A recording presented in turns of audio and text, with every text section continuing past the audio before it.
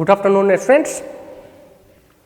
Welcome on the platform of online classes of Physics Part 1 for the course of BSc B.Ed integrated course and for the college of Shahid Pramod B.Ed College, and myself is Krishna Kumar.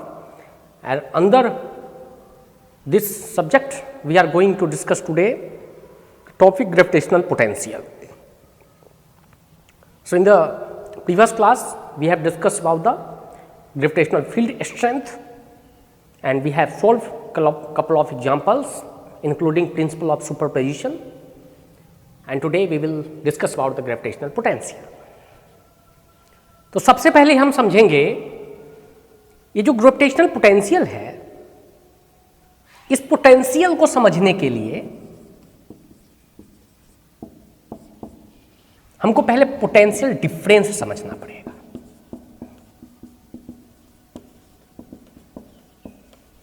Actually, potential is nothing but it is a part of potential difference.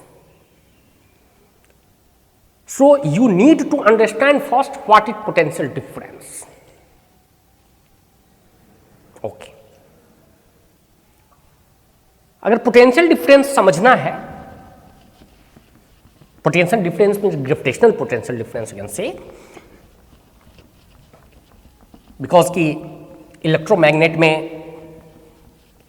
भी potential difference होता है. मैं gravitational potential difference की बात कर रहा हूं, electrostatic में भी है. Okay, consider there is a 2 point called A and B. अगर 2 पॉइंट ए एंड बी है और बी पे अगर मास m है,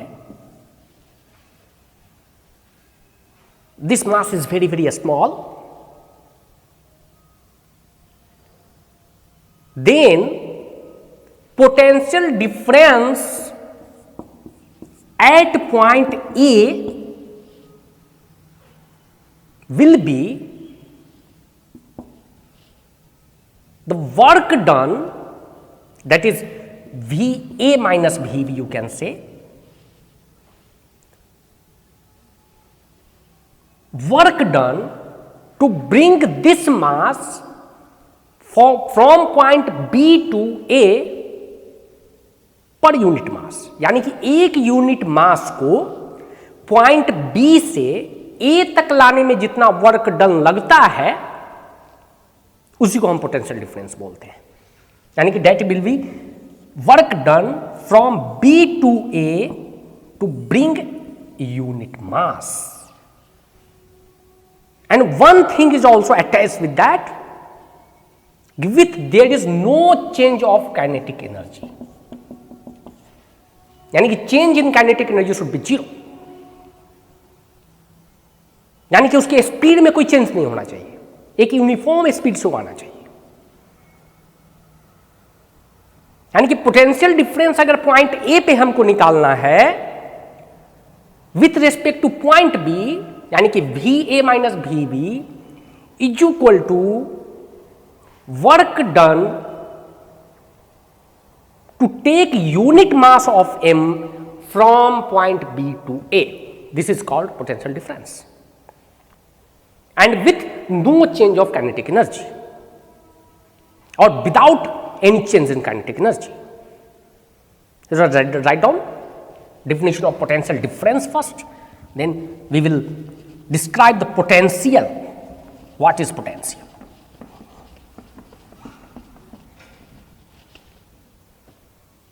You can make a figure like that, A, B, this arrow, work done, a small mass. So, potential difference at point A with respect to B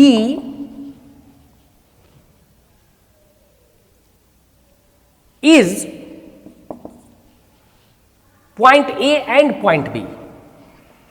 Potential difference between, you can say, between point A and point B is defined as work done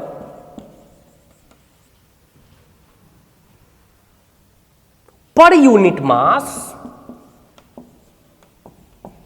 work done per unit mass from point B to point A without change in kinetic energy, means delta Ke equal to 0. यानी कि potential difference between point A and point B is defined as the work done per unit mass from point B to point A without any change in kinetic energy and this is called potential difference. अगर इसको आप mathematically लिखना चाहते हैं तो you can write down as like V A minus V V equal to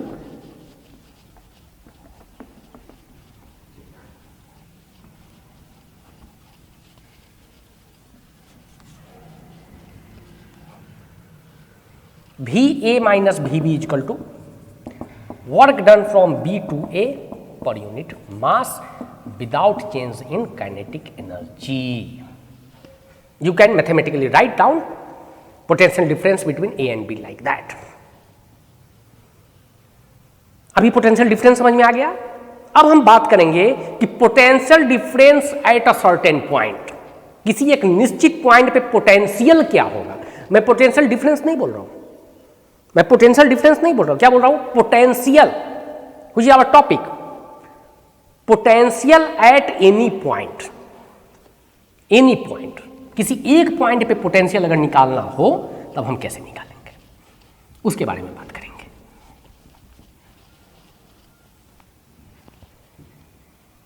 potential at point ए,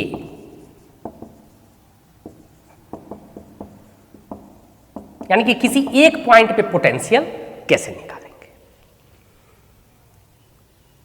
तो हमको तो पता है कि पोटेंशियल डिफरेंस क्या है, A minus B equal to work done B minus A upon A, यानी कि यहां पे भी ए माइनस बी भी आ रहा है और हमको निकालना है पोटेंशियल डिफरेंस ए पे ही, एक ही पॉइंट पे निकालना है. इसका मतलब है इसको जीरो करना पड़ेगा, भी को जीरो करना पड़ेगा ना, यानी कि पोटेंशियल एट पॉइंट बी को जीरो करना पड़ेगा तभी तो पोटेंशियल निकलेगा ना. यानी कि भी ए क्या हो गया, पोटेंशियल एट पॉइंट ए, भी क्या हो गया, पोटेंशियल एट पॉइंट बी. और we only want to know the potential at point A, it does mean that the potential at point B should be zero. यानी कि potential at point B zero होना चाहिए. उसके लिए क्या करना पड़ेगा, उसके लिए हमको एक रेफरेंस पॉइंट लेना पड़ेगा और इस रेफरेंस पॉइंट को हमको इंफिनिटी लेना पड़ेगा.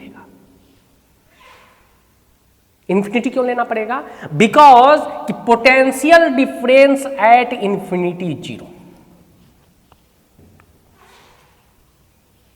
यानी कि जो मैं अभी जो बताया पोटेंशियल डिफरेंस में point A and point B, तो पॉइंट बी को हम रेफरेंस पॉइंट इंफिनिटी लेंगे तभी तो v at infinity equal to zero. यानी कि इसमें रेफरेंस पॉइंट क्या लेंगे, इंफिनिटी, और कंपेयर करेंगे. एक पॉइंट ए है और दूसरा पॉइंट बी है और बी कहां पे है, इंफिनिटी पे है और यहां पे स्मॉल मास m है और इस स्मॉल मास m को b से a तक लाना, यानी कि इंफिनिटी से a तक लाना है. और इसमें जो वर्क डन लगेगा फ्रॉम इंफिनिटी टू a, और उसको जब हम डिवाइड करेंगे m से तो that is potential at point e. यानी कि potential at point a minus potential at point b यानी कि इंफिनिटी इज इक्वल टू क्या हो जाएगा, work done from infinity to a divided by m, divided by m. लेकिन हमने क्या कंसिडर किया है कि पोटेंशियल एट इंफिनिटी कितना है, जीरो. यानी कि क्या हो जाएगा यहां पे V A minus zero is equal to work done infinity to A upon m. तो भी ए क्या हो जाएगा, work done infinity to A upon M. यानी कि अगर पोटेंशियल एट पॉइंट ए को अगर हमको टेक्निकल टर्म में डिफाइन करना है, यानी उसको डिफिनीशन अगर लिखना है, तो कैसे लिखेंगे? सोचो कैसे लिखेंगे? सादा चीज तो यहीं पे है कि किसी यूनिट मास को इंफिनिटी से किसी पॉइंट तक ए में लाना है और उसमें जो वर्क डन लगेगा per unit mass at there is no change in kinetic energy, that is called potential at any point. बस सिंपल है। लेकिन अगर इसको हमको सजा के लिखना है तो कैसे लिखेंगे कि potential at point A is defined as work done per unit mass to take mass from infinity to any point without change in kinetic energy. लिखो।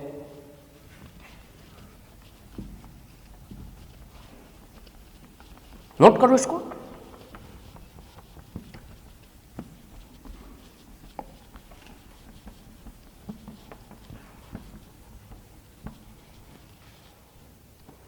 Potential at point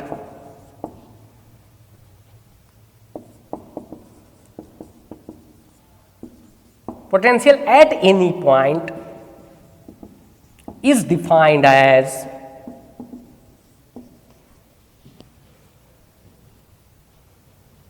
the work done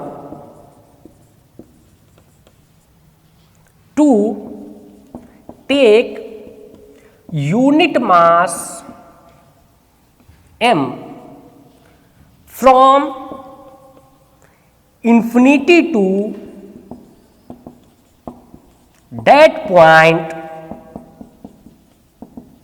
without change in kinetic energy means delta K E equal to 0. So that is called potential at any point.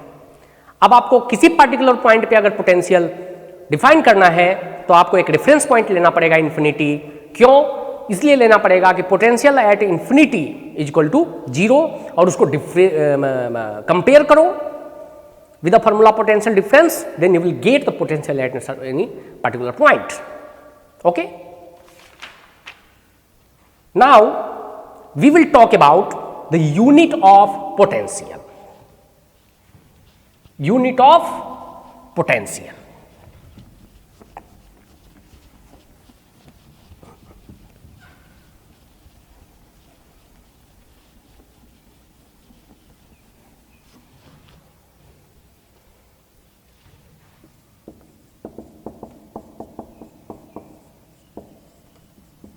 कैसे निकालेंगे potential का unit?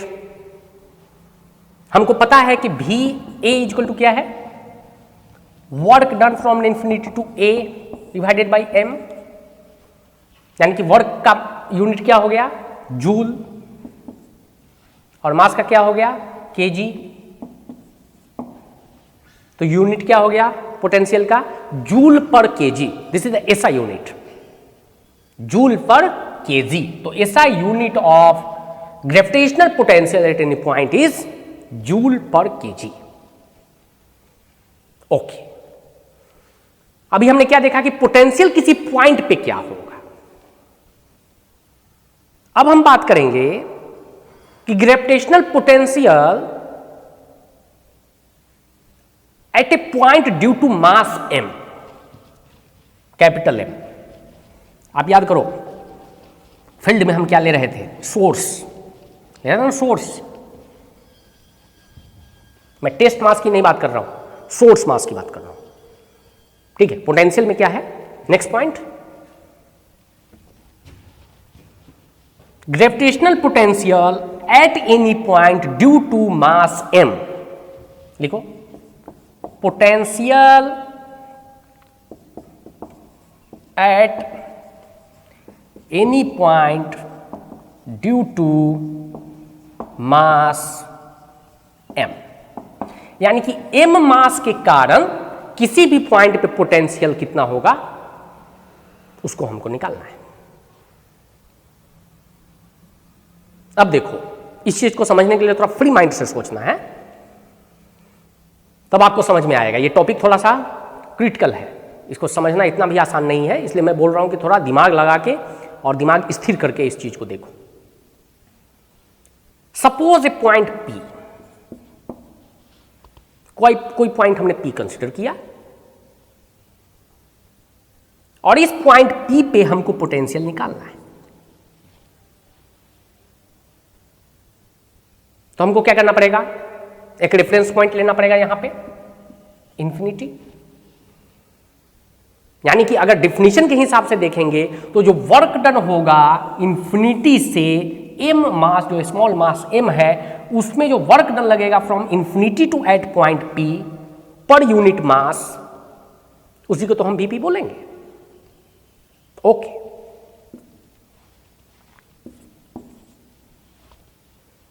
लेकिन चूंकि eight point P यहां पे कुछ तो ग्रेविटेशन होगा, कुछ ना कुछ ग्रेविटेशन होगा यहां पे। वो ग्रेविटेशन इस मास m को यहां पे लाएगा, उसमें जो वर्क डन लगेगा उसको हम पोटेंशियल बोलते हैं। लेकिन अगर प्रैक्टिकली देखा जाए तो ये मास बहुत छोटा है, और अगर हमने यहां पे थोड़ा सा भी फोर्स लगाएंगे तो ये आराम से यूनिफॉर्म स्पीड से इस पॉइंट P पे आ जाएगा। थोड़ा सा फोर्स मतलब इतना छोटा फोर्स लगेगा कि उसमें वर्क डन कुछ लगेगा ही नहीं, बिल्कुल वर्क डन नेग्लिजिबल हो जाएगा, यानी कि वर्क डन जो है वो 0 के बराबर हो जाएगा। क्यों? क्योंकि ये बहुत छोटा मास है और इसको हम थोड़ा सा भी फोर्स लगाएंगे तो ये आराम से इधर आ जाएगा, हमको कुछ करने की जरूरत ही नहीं है। यानी कि हमने डिफाइन किया है, अवश्य हमने श्योरली डिफाइन किया है कि भाई वर्क डन जो होगा उसको यूनिट मास से डिवाइड करेंगे, लेकिन प्रैक्टिकली अगर देखा जाए तो ये work done will be equal to 0, यानी कि कुछ वर्क डन नहीं लगेगा, एकदम नेग्लिजिबल होगा भी तो बहुत छोटा होगा।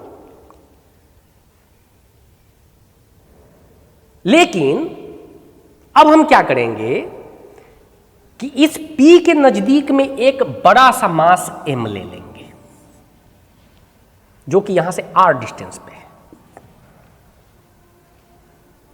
अब देखिए, अब स्थिति बदल जाएगी, सिचुएशन विल चेंज, बिकॉज कि अब जो है due to this mass m,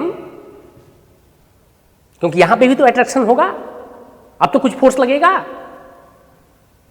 इसका मतलब है कि अब जो है इस m को इस P पे लाने के लिए कुछ वर्क करना पड़ेगा, अब तो कुछ ना कुछ वर्क करना पड़ेगा। इसका मतलब यह है कि अगर इस m को यहां से उठा के यहां लाना है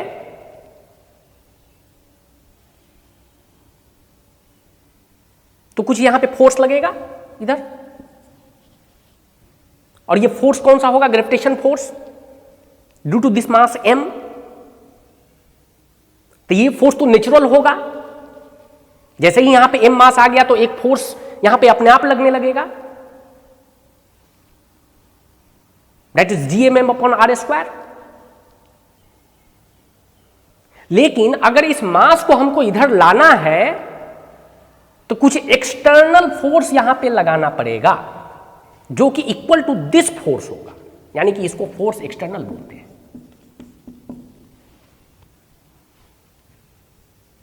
ओके, यानी कि इस एक्सटर्नल फोर्स को लगाने के लिए कुछ तो वर्क डन करना पड़ेगा ना हमको।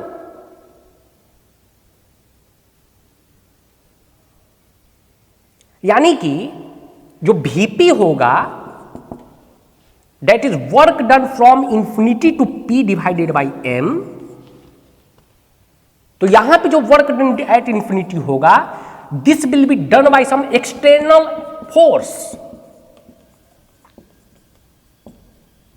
एक्सटर्नल फोर्स वहां पे लगाना पड़ेगा तभी तो वर्क डन होगा, इसलिए तो मास यहां से यहां आएगा।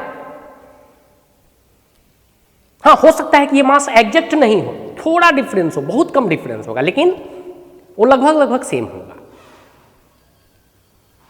यानी कि अगर Vp को अगर हमको डिफाइन करना है तो आता है -gm upon r, where J is gravitational constant, m is the mass and r is the distance between that P and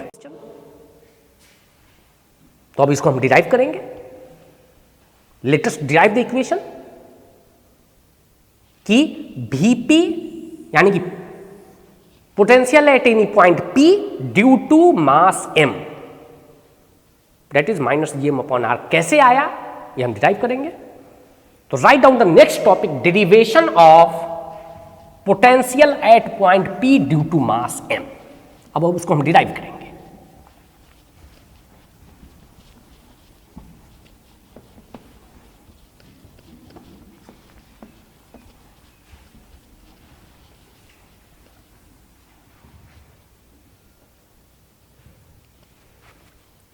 Derivation of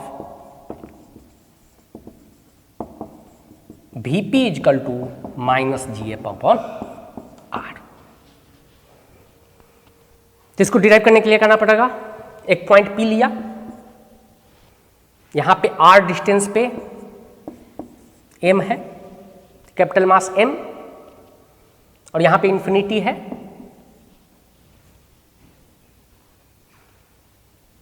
यानी कि यहां पे एक स्मॉल मास m है।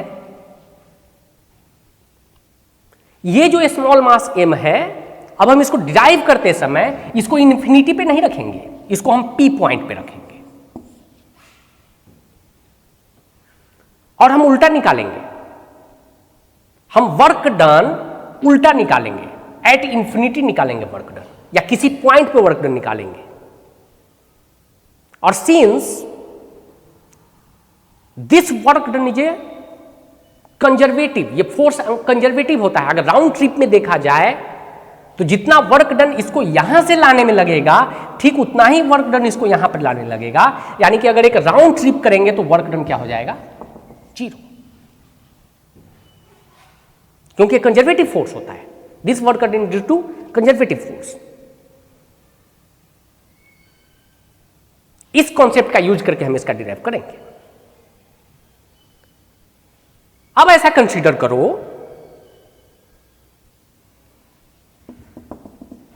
कि ये जो मास m है, इसको हमने कुछ डिस्टेंस यहां पे लेके आया, एट x डिस्टेंस। जब यहां पे लेके आया तो यहां पे भी कुछ ग्रेविटेशनल फोर्स लगेगा इधर, due to this mass m Fg। यानी कि इसको नलिफाई करने के लिए अगर इस m मास को अगर हमको इंफिनिटी तक ले जाना है तो कुछ एक्सटर्नल फोर्स लगाना पड़ेगा इधर।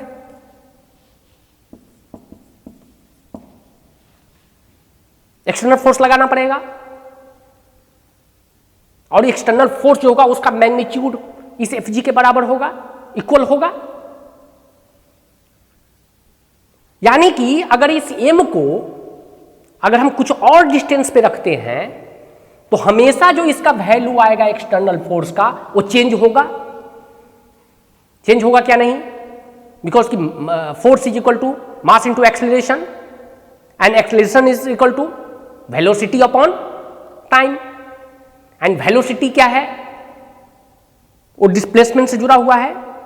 यानी जब डिस्प्लेसमेंट चेंज होगा तो उसका वेलोसिटी चेंज होगा, वेलोसिटी चेंज होगा तो एक्सेलरेशन चेंज होगा, और जब एक्सेलरेशन चेंज होगा इसका मतलब उसका फोर्स भी चेंज होगा। यानी कि ये जो एक्सटर्नल फोर्स है ये क्या है? वेरिएबल है। यानी कि जैसा जैसा तुम डिस्टेंस बढ़ाओगे ये एक्सटर्नल फोर्स बदलता जाएगा। इसलिए इस एक्सटर्नल फोर्स को हम बोलते हैं वेरिएबल। ये फिक्स नहीं हो सकता, ये वेरिएबल होगा। ये डिपेंड किस पे करता है? इस डिस्टेंस पे करता है। इसका मतलब है कि सपोज अगर इस m मास को हम dx, एक छोटा सा एक डिस्प्लेसमेंट दे रहे हैं, छोटा सा dx, तो उस केस में वर्क डन यानी कि एक्सटर्नल वर्क डन क्या हो जाएगा?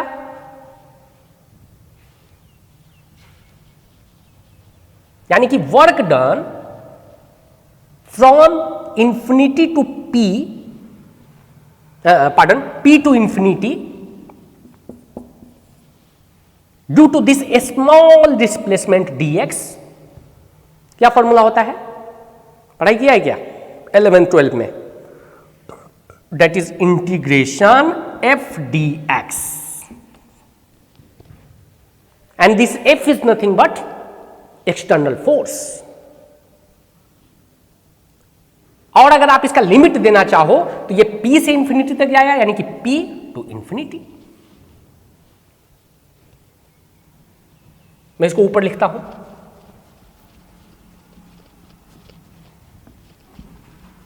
तो वर्क डन क्या हो जाएगा, from p to infinity, integration from p to infinity f dx।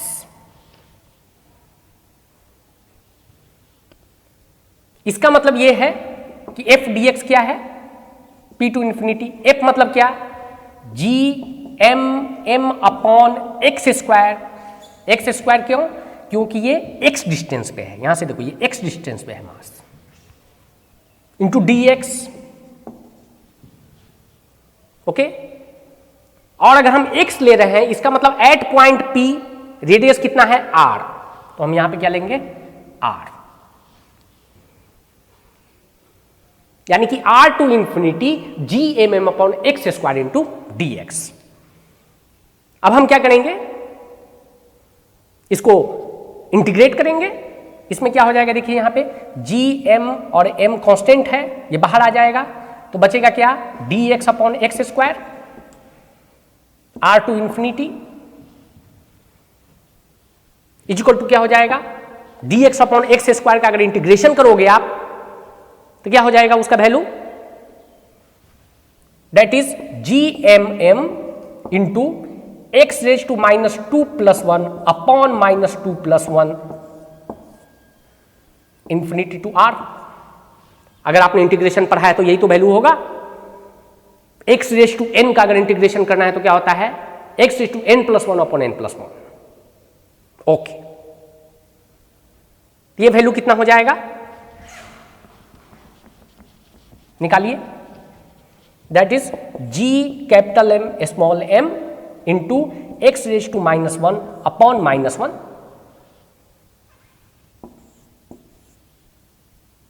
Are to infinity, यानी कि क्या हो जाएगा जी एम एम, यानी कि -1 upon X infinity to R, यह हो जाएगा जी एम एम इंटू, आप दोनों वैल्यू पुट कर दो, यानी कि -1 अपॉन इंफिनिटी और minus minus plus 1 upon R, यानी कि 1 अपॉन इंफिनिटी कितना हो जाएगा 0, ये क्या हो जाएगा G M M into 1 upon R, that is G M M upon are.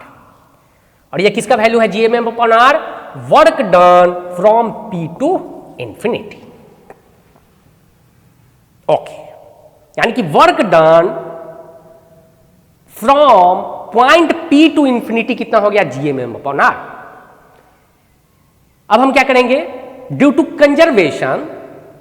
Conservation of energy, अब हम उल्टा करेंगे। पहले हम P से इंफिनिटी तक ले जा रहे थे, अब इसको उल्टा जब करेंगे तो इंफिनिटी से P तक करेंगे, तब उसका वैल्यू क्या हो जाएगा बताइए, मैग्नीट्यूड सेम रहेगा लेकिन उसका डायरेक्शन चेंज हो जाएगा, यानी कि उसका साइन चेंज हो जाएगा। So work done from infinity to P क्या हो जाएगा, minus G M M upon R, this is the work done. और नेगेटिव साइन क्यों आया, बिकॉज कि हम जो है यहां से यहां तक निकाल रहे थे work done, now actually there is a requirement to infinity to P, so हमको क्या करना पड़ेगा, मैग्नीट्यूड सेम रख करके उसका डायरेक्शन चेंज करना पड़ेगा, यानी कि साइन चेंज करना पड़ेगा। अब वर्क डन निकल गया। So now what is the potential at point P, that is Vp equal to how much, work done from infinity to P per unit mass m। अब इसका वैल्यू पुट करो यहां पे, क्या हो जाएगा, minus G M M upon M, तो इस m से m ये कैंसिल आउट हो गया और हमारे पास डेरिवेशन क्या आ गया, क्या आ गया derivation, Vp is equal to minus G M upon R, यहां पे आर है,